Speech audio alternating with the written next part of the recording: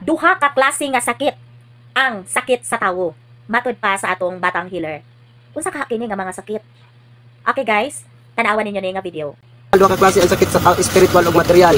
Material nagpasabot na mga cancer ang usa ka tao, rayuma, kidney problem, ang usa ka tao, brain tumor. So ang spiritual na ay daot, barang kulam elemento tigal po kalupad hangin.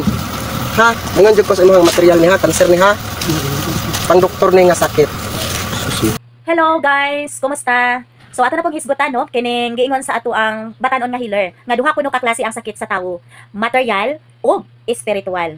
So matud pa niya, ang material is pang doktor ug ang spiritual para sa iyaha nga healer.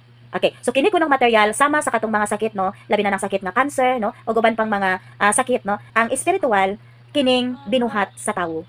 So kini bang sakit nga binuhat sa usa ka tawo, sama sa barang no, sama sa elemento no, or tinuyo no nga pagbuhat aron lang magsakit ang usa ka tawo. Mutuo ba kamo niini? So depende lang nimo no kung mutuo ka. Usa ko ka healer, healing ko nimo. Tabangan pa ka nga healing nato, magampo ta. Kaya akong nakita og gibarang, mayon di ko gibarang.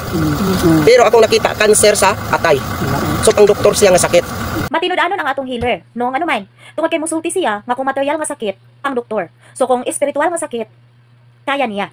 So, para nako no, dili sipiat no nga mo istorya ka nga kung unsa lay kaya nimo nga ayuhon. Pero ang makabilib nako ani niya, kay bisan og material nga sakit, kaning kamutan gihapon niya nga mo healing siya. So depende ra man gud no sa imong pagtuo. Kung ikaw mismo mutuo ka nga maayo ka sa imong sakit, maayo gyud ka. Pero kung kulang ka og pagtuo, dili gyud ka maayo sa imong sakit.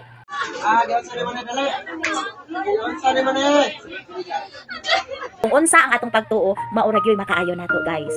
Ibutang na diri sa ato ang hunahuna ug itanom diri sa atong kasing-kasing. Salamat sa inyohang paglantaw sa akong video.